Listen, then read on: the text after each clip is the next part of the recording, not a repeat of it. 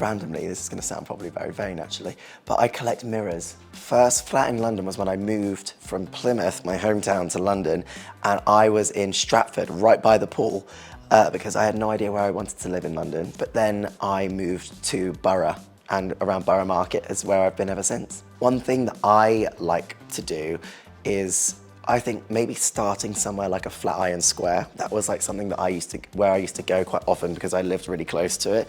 So a Flatiron Square, which is like a food trucky, like bar-y type thing, maybe get a little snack and then walk down the river, go into the Tate Modern for a little bit, have a little look around some of the art, and then walk down the river towards the London Eye. And I feel like that's a really nice little walk. And also it gives you the option to like cut it off at various points as well if you're constantly moving. And oh, I have to go now, when you're walking between places. Shops in London that I rely on. Loop in, well, it's not really North London, Central North London is a great yarn store.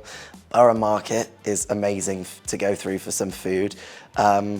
So those are probably, in terms of like ones that I think would be strong enough to recommend, I would say those are my go-tos. Where would I most like to be buried in London?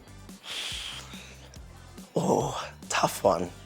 I almost don't know if I'd like to just be thrown in the Thames and have a little float down the river and have a look at everything one last time. I don't know.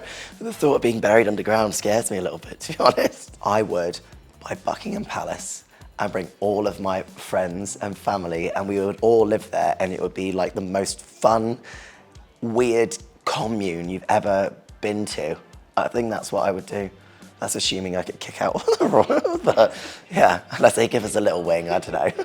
Best thing a London cabbie has ever said to me was when I was on my way back from the Paris Olympics, when we got off the train at the King's Cross or St Pancras, got in a black cab outside, got to the end of the walk back home, and the cabbie said to me, "Congratulations on an amazing career. You've really inspired me and my kids. It's on me today." Which was, which is so sweet. I was like, such a cute thing to say. And yeah, and I was already emotional because I just announced retirement in the train station. I was crying and then I was sobbing in the back seat on the way. He was like, "Are you all right, mate?" And I was like, "I'm okay. I'm just, it's been a day." And yeah, it made my day.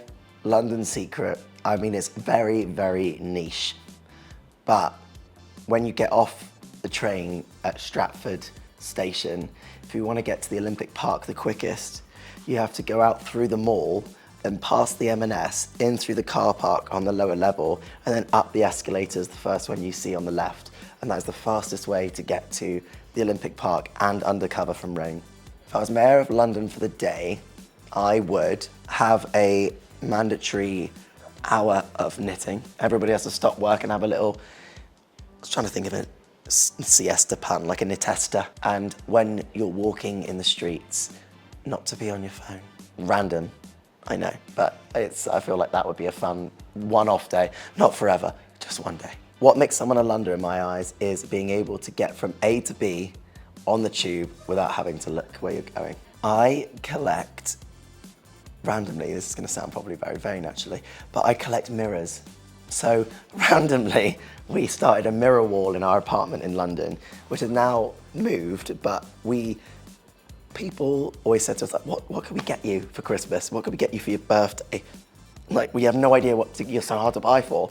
I was like, well, I've got this mirror wall where I'm connecting all kinds of random mini mirrors. So if you see a mirror at a thrift shop or a market that looks really random and weird, if it's a bit beaten up, if it's a random color, grab it, we'll have that. So I randomly collect really weird and wonderful different size mirrors from all over the world. And we have just like a wall filled with really random mirrors, which it actually looks cool now, it's filling up. Apps I can't live without in London. Although I was saying it makes you a Londoner to not have to look at the map, like Tube Map or City Mapper or something like that, being able to like get from A to B sometimes the fastest is essential. But other apps in London, I think it's also really important to have a variety of taxi apps to be able to see what's going on, when, where, and why, how, what's going good and what's not at any particular time. As someone that came from Plymouth and first moved, I had no idea what I was doing, where I was going. It all looked like spaghetti to me. The first one that springs to mind was Kate Moss, because I always think, get the London look. So, Kate Moss.